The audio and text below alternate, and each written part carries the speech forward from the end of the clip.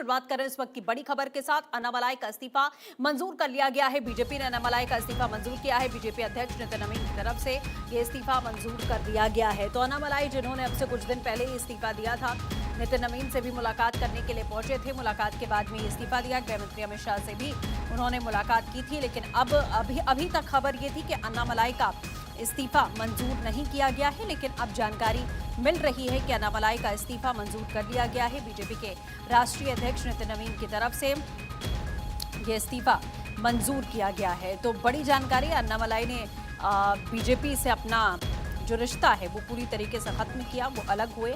भाजपा से उनकी राहें पूरी तरीके से अब अलग हो चुकी हैं। नितिन नवीन ने आधिकारिक तौर पर अन्नामलाई के इस्तीफे को मंजूरी यहां पर दे दी है। बीजेपी के राष्ट्रीय अध्यक्ष नितिन नवीन ने आधिकारिक ऐलान किया है और ये साफ जो लेटर है उसके जरिए आप यहां पर देख सकते हैं। तो बीजेपी की तरफ से जारी प्रेस रिलीज के मुताबिक अन्नामलाई ने पार्टी की प्राथमिक सदस्यता से इस्तीफा दे दिया है। भाजपा के राष्ट्रीय अध्यक्ष नितिन नवीन ने उनके इस्तीफे को स्वीकार कर लिया है। अक्षय हमारे साथ में जुड़ चुके हैं। अक्षय, काफी संशय रहा अन्नामलाई के इस्तीफे के बाद में, अभी तक मंजूर नहीं किया गया था, लेकिन अब ये प्रेस रिलीज जारी हो चुकी है। अन्नामलाई की अब राहें जुदा हो चुकी हैं बीजेपी से। देखिए, बीजेपी में काफी जोर शोर से उनको शामिल कराया गया था और पिछले चुनाव में इस बार का चुनाव छोड़ दिया जाए 2026 का, तो 2021 में चुनाव हुए थे, वहां पर अन्नामलाई ने प्रदेश अध्यक्ष के रूप में और संगठन को मजबूत करने में कवायद हासिल की थी। 11% के आसपास वोट शेयर उन्होंने हासिल किया था।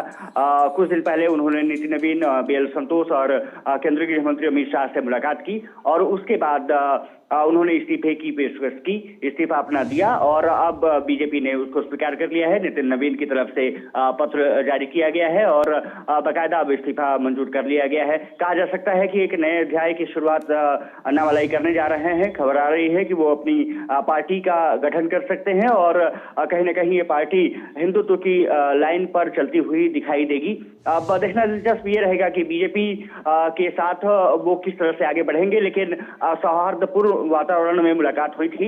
अमित शाह को उन्होंने एक किताब भेंट की थी और अमित शाह मुस्कुराते हुए नजर आए थे।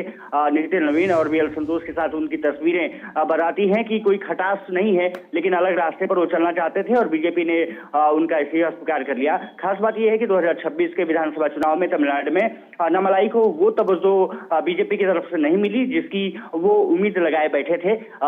साफ तौर पर है कि कहीं ना कहीं उनके मन में ये बात जरूर रही होगी कि बीजेपी की तरफ से उतनी तवज्जो क्यों नहीं मिल रही है जिसकी वो अपेक्षा रखते थे। अब देखना दिलचस्प यही रहेगा कि अगला मूव उनका क्या होने जा रहा है, लेकिन कहा जा रहा है कि अपनी वो पार्टी गठन करने जा रहे हैं और तमिलनाडु में एक नए सिरे से वो शुरुआत की तरफ अग्रसर हो चुके हैं। बिल्कुल ठीक है अक्षय, बहुत शुक्रिया तमाम अपडेट्स के लिए।